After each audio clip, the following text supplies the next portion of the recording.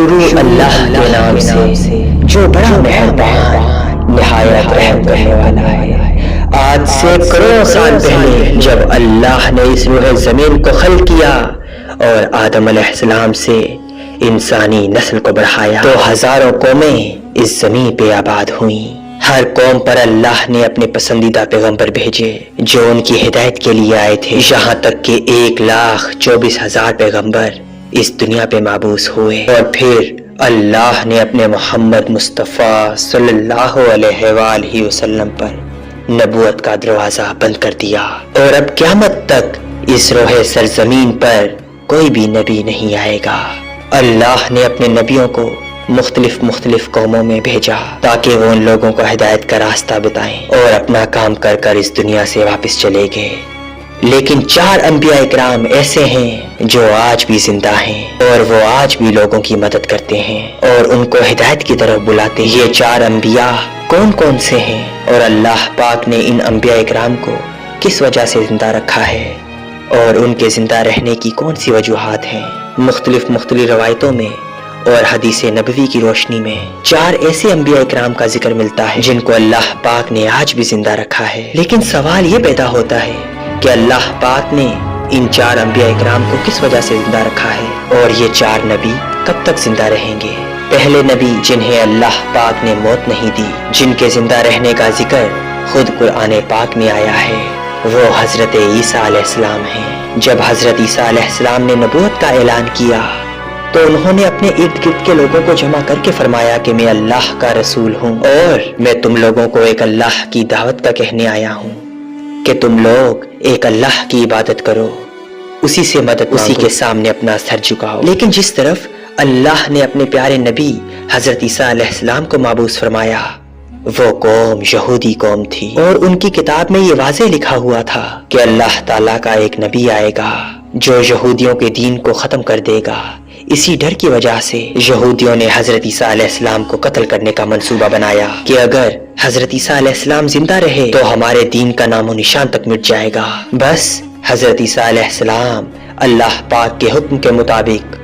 ان یہودیوں کو حق کی طرف بلاتے رہے اور ان کو ایک اللہ کی عبادت کا کہتے رہے، دعوت حق دیتے رہے، لیکن وہ بدبخت قوم آپ پر ایمان نہ لائی، آپ کی باتوں کو جھٹلاتی رہی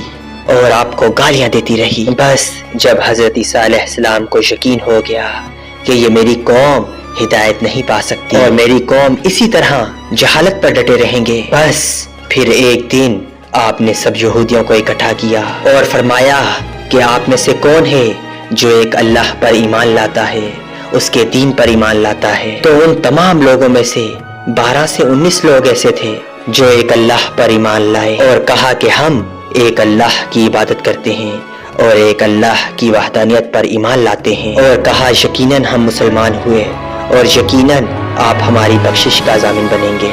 ان چند خوش نصیبوں کے علاوہ کوئی بھی آپ پر ایمان نہ لایا اور حضرت عیسیٰ علیہ السلام کو اسی طرح جھٹلاتے رہے اور اپنے سابقہ دین یعنی یہودیت پر قائم رہے۔ بس جب یہ چند لوگ حضرت عیسیٰ علیہ السلام پر ایمان لے آئے تو یہودیوں نے دیکھا کہ اگر لوگ اسی طرح حضرت عیسیٰ علیہ السلام پر ایمان لاتے رہے تو ہمارا دین تو ختم ہو جائے گا، چلو ایسا کرتے ہیں کہ حضرت عیسیٰ علیہ السلام کو دعوت حق دینے سے روکتے ہیں یا معاذ اللہ ان کو قتل ہی کر دیا جائے۔ اس طرح تمام یہودیوں کے مشاورت کرنے کے بعد حضرت عیسیٰ علیہ السلام کو قتل کرنے کا منصوبہ بنایا گیا۔ بس یہودیوں نے ایک توتیانوس نامی ایک شخص کو مقرر کیا کہ وہ حضرت عیسیٰ علیہ السلام کو قتل کر دے۔ ادھر جب توتیانوس نامی شخص حضرت عیسیٰ علیہ السلام کو قتل کرنے کے لیے جا رہا تھا تو ادھر اللہ تبارک و تعالیٰ نے ایک فرشتے کو حکم دیا کہ جا اور حضرت عیسیٰ علیہ السلام کو آسمان کی طرف لے آ۔ بس وہ فرشتہ اللہ کے حکم پر حضرت عیسیٰ علیہ السلام کے پاس گیا اور حضرت عیسیٰ علیہ السلام کو اپنے ساتھ آسمانوں کی طرف لے آیا۔ بس جب آپ آسمانوں کی طرف تشریف لائے تو آپ کی ملاقات آپ کی والدہ حضرت بی بی مریم سلام اللہ علیہا سے ہوئی۔ اس وقت آپ کی والدہ نے آپ کو گلے لگا کر پیار کیا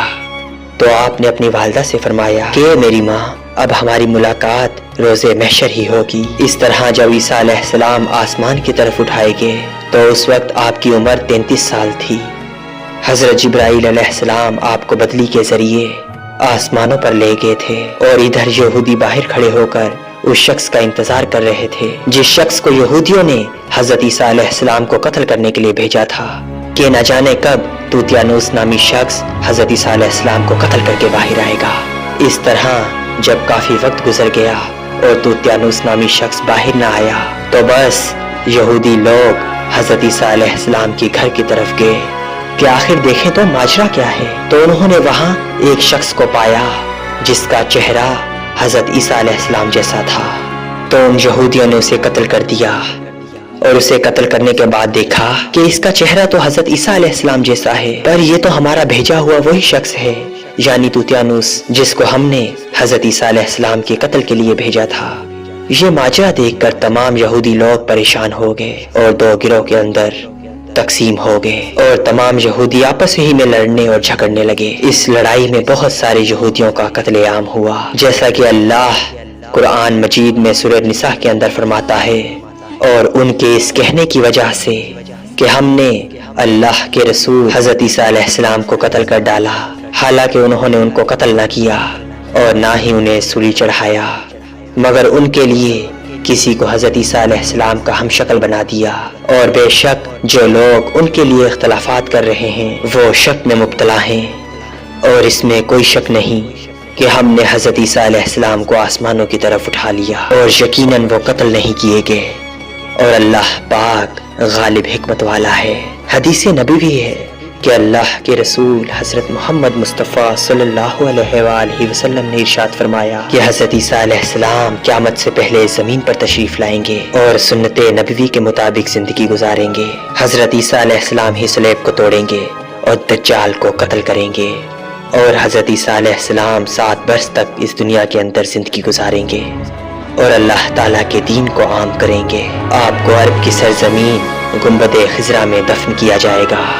और जो लोग ये अकीदा रखते हैं कि माज़अल्लाह हज़रत ईसा अलैहिस्सलाम कत्ल हो गए या सूली पर लटकाए गए, वो दायरा इस्लाम से खारिज हैं, वो कुफ्र कर रहे हैं। अब बात करते हैं दूसरे नबी जिनको अल्लाह ताला ने जिंदगी अता की हुई है, जिसका ज़माना हज़रत खिज़र अलैहिस्सलाम के नाम से जानता है। हज़रत खिज़र अलैहिस्सलाम ज़ाहिरी तौर पर उस वक्त इस दुनिया में तशरीफ़ लाएंगे जब दज्जाल इस ज़मीन पर ज़ाहिर हो चुका होगा और इस दुनिया के अंदर अपना फितना फसाद फैला रहा होगा और दज्जाल अल्लाह के दीन से लोगों को दूर करेगा। उस वक्त हज़रत खिज़र अलैहिस्सलाम लोगों को अल्लाह के दीन का हुक्म देंगे, अल्लाह के दीन की तरफ बुलाएंगे। और एक दूसरी रवायत में आता है कि अल्लाह के रसूल हज़रत मोहम्मद मुस्तफ़ा सल्लल्लाहु अलैहि वसल्लम अपने सहाबा इकराम को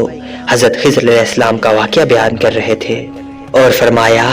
कि हज़रत खिज़र अलैहिस्सलाम का बाप एक बादशाह था जो हज़रत खिज़र अलैहिस्सलाम को अपनी बादशाहत से नवाजना चाहता था, लेकिन हज़रत खिज़र अलैहिस्सलाम को दुनिया की बादशाहत पसंद न आई। तो बस हज़रत खिज़र अलैहिस्सलाम ने अपने वालिद की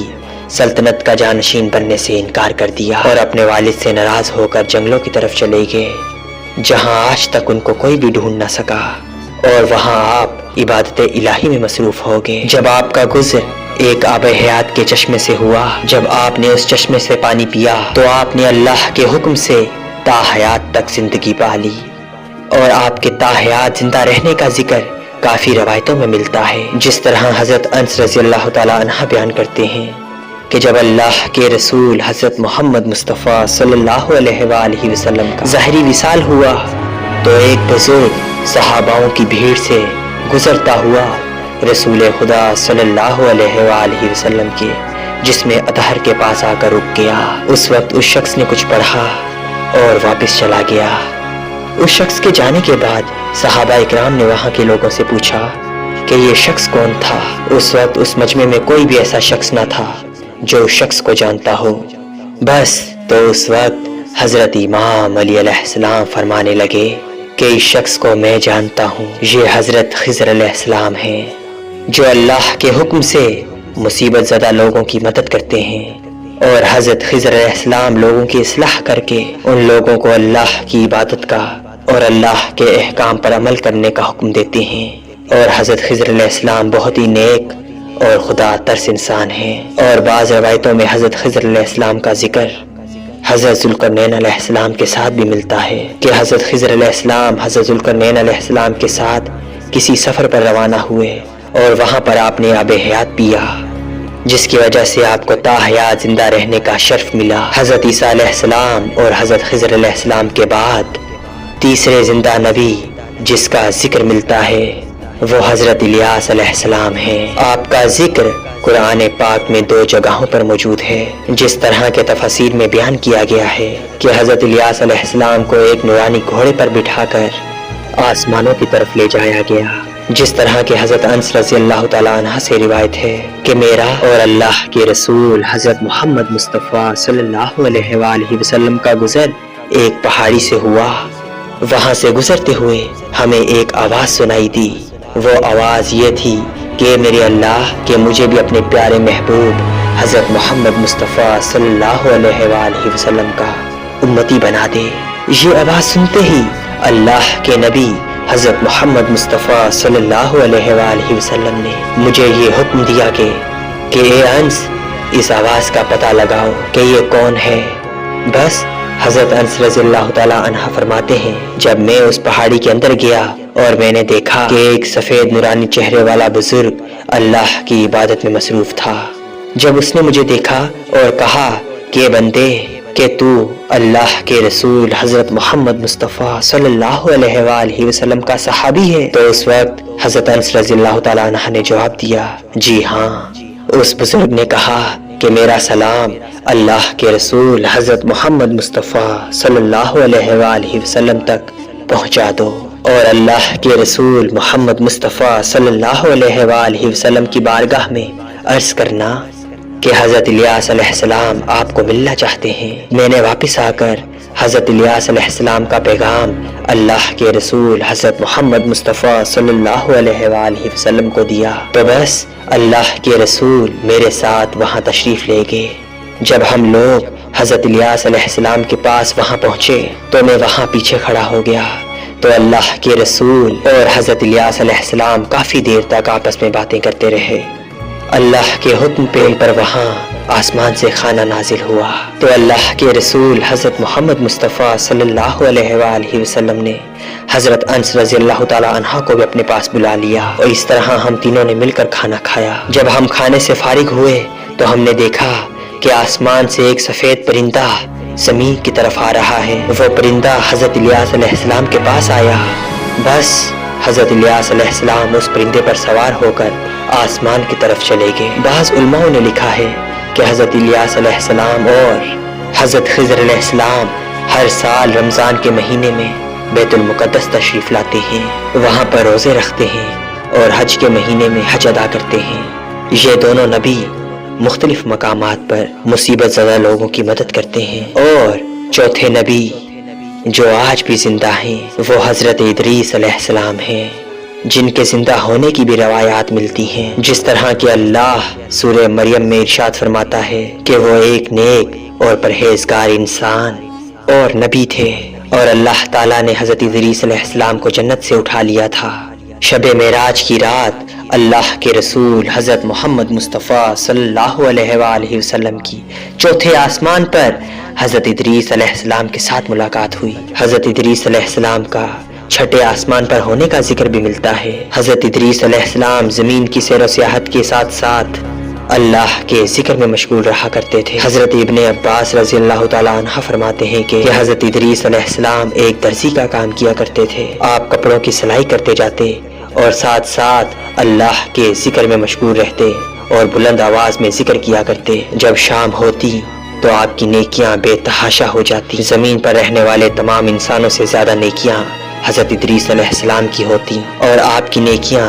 اللہ تعالیٰ کے ہاں شمار ہو جاتی۔ حضرت ادریس علیہ السلام کو زندہ آسمانوں کی طرف اٹھا لیا گیا تھا۔ ایک مرتبہ ملک الموت حضرت ادریس علیہ السلام کی خدمت میں حاضر ہوئے، تو حضرت ادریس علیہ السلام نے ملک الموت سے کہا کہ مجھے موت کا ذائقہ چکھنا ہے۔ چنانچہ آپ کے کہنے پہ ملک الموت علیہ السلام نے آپ کی جان نکال لی، اور پھر اللہ پاک کے حکم سے آپ کو دوبارہ زندہ کر دیا۔ آپ نے فرشتے سے درخواست کی کہ میں دوزخ کو دیکھنا چاہتا ہوں۔ پھر آپ کو دوزخ میں لے جایا گیا اور وہاں کی سیر کرائی گئی۔ پھر آپ نے جنت کی سیر کرنے کا ارادہ کیا تو آپ کو جنت کی سیر کرائی گئی اور آپ کو جنت میں داخل کر دیا گیا۔ جنت کو دیکھنے کے بعد حضرت ادریس علیہ السلام نے یہ فیصلہ کیا کہ کہ اب میں یہیں پر رہنا پسند کروں گا۔ چنانچہ فرشتے نے حضرت ادریس علیہ السلام سے کہا کہ آپ اپنے مقام پر واپس چلے جائیں۔ اسی وقت اللہ کی طرف سے اس فرشتے کو یہ حکم ملا کہ حضرت ادریس علیہ السلام کو یہیں پر رہنے دیا جائے۔ اس طرح جب حضرت ادریس علیہ السلام نے موت کا مزہ چکھا تو اللہ تبارک و تعالیٰ کا وہ حکم بھی پورا ہو گیا کہ کل نفس ذائقۃ الموت، کہ ہر جان نے موت کا ذائقہ چکھنا ہے۔ جب حضرت ادریس علیہ السلام کی روح قبض کر لی گئی تو اللہ پاک کے اس حکم کی تکمیل ہو گئی اور پھر دوبارہ زندہ ہو کر آپ جنت میں داخل ہو گئے، اور حضرت ادریس علیہ السلام نے جنت میں ہی ٹھہرنے کا ارادہ کیا، اور اللہ تعالیٰ نے آپ کی اس خواہش کو پورا کر دیا۔